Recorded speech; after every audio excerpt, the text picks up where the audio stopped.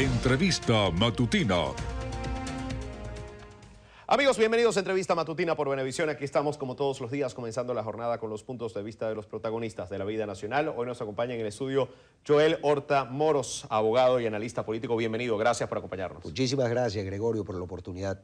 ¿Cómo se dibuja un panorama, una pintura de la situación política actual del país bastante general, una pintura bastante general?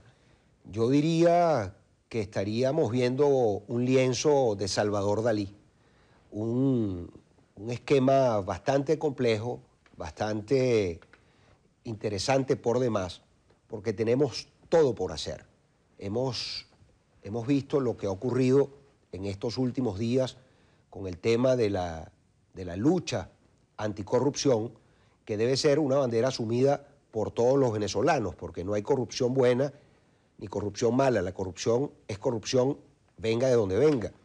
Y tristemente es una de las miserias humanas que está intrínseca en los hombres desde el inicio de sus tiempos. Si leemos el Antiguo Testamento, veremos hablar de la corrupción y veremos hablar de la desviación de los dineros públicos. De modo que eso es histórico. Y con agrado debemos observar y tomar como ciertas las palabras del presidente Maduro, del diputado Cabello, en darle frontalidad a esta lucha contra un flagelo que tanto daño ha causado en Venezuela desde siempre. Porque si recordamos, desde la Primera República, ya el Libertador en su momento hablaba de las desviaciones de los dineros que debían estar destinados a la independencia. Y así, si llegamos a lo que se denominó la Cuarta República, bueno, aquí el presidente Pérez fue destituido por la partida secreta, la desviación de la partida secreta, $250.000 para ayudar a la señora Chamorros a ganar las elecciones y entrar en un proceso democrático en su país. Y así, bueno, llegamos entonces al 2002 y deberíamos invitar a la Contraloría General de la República, a la Asamblea Nacional, a través de su propia Comisión de Contraloría, a el Ministerio Público y a todos los entes encargados de este tema para averiguar qué pasó con el Plan Bolívar 2000, con el tema de la electrificación, con el tema de las aguas, con el tema de la infraestructura, con el tema no solo de PDVSA, sino también de las empresas básicas. Son muchas las aristas. ¿Cómo se establece una política económica eficiente en el país conociendo todo esto? ¿Se puede establecer? Por supuesto que sí. Fíjate que yo he planteado y le he referido al presidente Nicolás Maduro a través de otros medios de comunicación el que pueda introducir ante el seno de la Asamblea Nacional una ley de repatriación de capitales. Se dice, Gregorio, que se han fugado en los últimos años de Venezuela producto no solo a lo mejor de actos vinculados a la corrupción, sino por la desconfianza en el país, etcétera. Pero en los últimos años se habla que han salido de Venezuela $350.000 millones más o menos. Lo que quiere decir que si se aprueba una ley donde se le indique a los venezolanos que tienen esos dineros colocados en bancos extranjeros y puedan ser repatriados para ser reinvertidos, ¿en dónde? En la agroindustria, en la propia industria petrolera, en los bienes que deben ser subastados, porque no hace nada el Estado venezolano quedándose entonces con miles de camionetas, cientos de aviones, millones de metros de construcción para que eso no vaya a ninguna parte. Si nosotros logramos, además de repatriar el 10%, por ejemplo, de esos dineros anualmente, le inyectaríamos más o menos $35.000 millones al año a la economía nacional.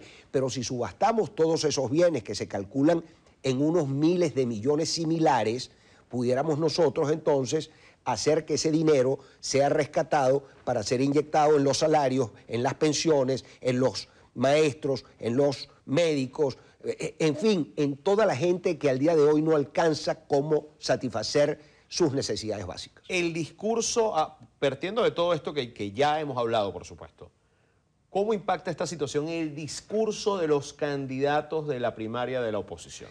Fíjate, aquí se están haciendo las cosas al revés. Ninguno de los candidatos al día de hoy, ni a las primarias ni a los que van a ir, nos han hablado a los venezolanos de una agenda alternativa a lo que el oficialismo denomina el plan de la patria.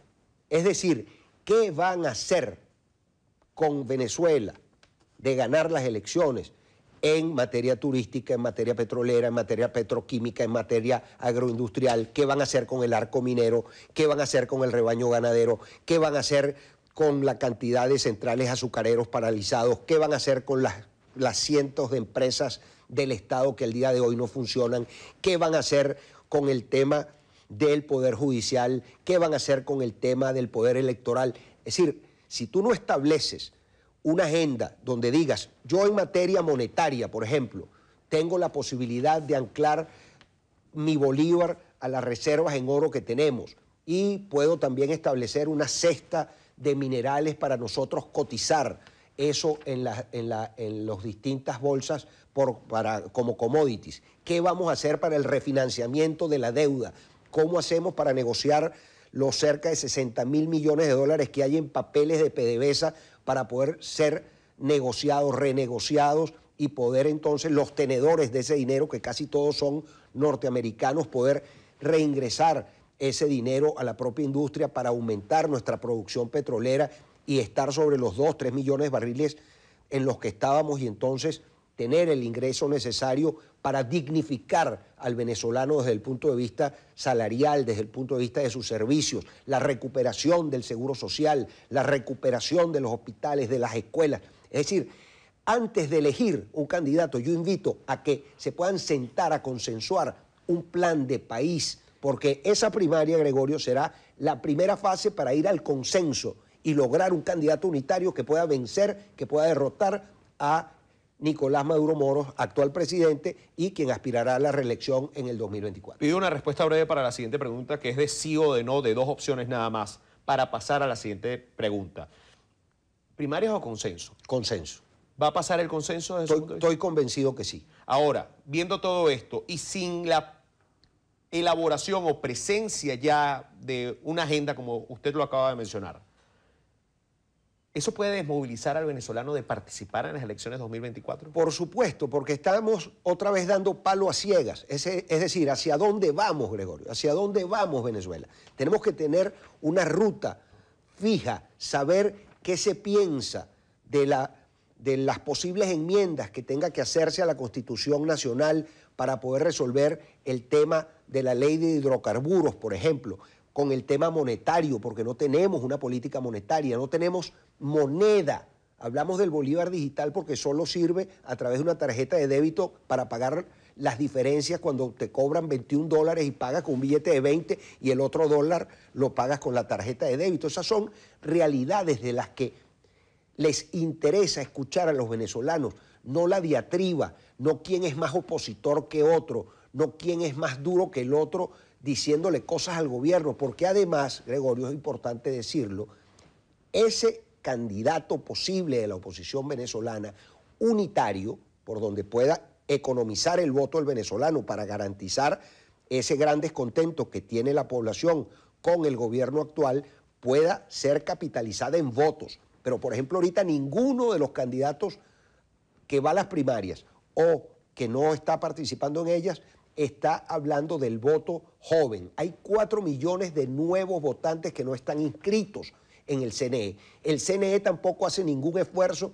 para colocar máquinas no solo en las capitales de los estados, sino que pueda ir provincia adentro para que los jóvenes venezolanos puedan inscribirse. Pero los partidos políticos y los actores políticos deben ahorita iniciar una campaña bárbara para poder inscribir el mayor número de electores jóvenes que seguramente serían a favor de la oposición venezolana. Si no hay voto joven en las primarias, porque lo hemos hablado y no hay que dejar de quitar el escenario de las primarias. Si no hay voto joven en las primarias de 4 millones, estaríamos hablando de resultados, en dado caso, que no representen la realidad del electorado venezolano. Es que, por supuesto, la primaria es una trampa jaula, porque además el gobierno lo va a saber aprovechar muy bien. La base electoral del chavismo está sobre 4 millones de votos, históricamente probado en su peor momento. Supongamos que hoy estén peor aún y tengan 3,5 millones de votos movilizables por la estructura del PSV, que sigue siendo el más importante de los partidos. Los otros están muy atomizados y si no se pusieran de acuerdo, peor aún. Juremos que se pusieron de acuerdo para estar más o menos empaldados con el partido oficial. Bueno, ese candidato de primaria saldrá, si hay una participación del 10% del electorado, que es bastante, con más o menos 1,5 millones de votos. Ya el gobierno va a decir, ahí está, eso es lo que tiene la oposición, 1,5 millones de votos. Y lejos de eso, movilizar, desmoviliza a la gente, porque hay otra mentira que se le está diciendo al venezolano, y es lo del voto en el exterior.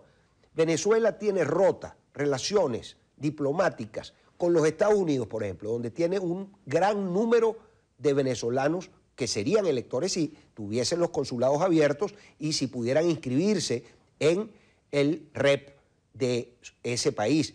Lo mismo sucede en Colombia, que gracias a Dios ya tenemos o estamos restableciendo relaciones, pero eso no se hace de un día para otro. Lo mismo sucede en Ecuador, sucede en Chile, sucede en Perú, sucede en todos los sitios, en España, por ejemplo. Pero históricamente, Gregorio, el voto que está en el exterior siempre es muy reducido. Es mentira que la diáspora va a votar en un 100% en unas elecciones presidenciales próximas. Entonces, el venezolano lo que requiere es que su dirigencia política le diga lo que debe oír y no lo que quiere oír. Hablen con la verdad. Lo más importante es decir la verdad. Muchísimas gracias por acompañarnos hoy. Muchísimas gracias a ti. Bendiciones a toda Venezuela. Estuvo con nosotros Joel Horta Moros, abogado y analista político en la entrevista matutina por Venevisión. Amigos, gracias por acompañarnos. Continúen con más de nuestras mañanas informativas. Ya viene Noticiero Venevisión en vivo. Fuerte abrazo para todos.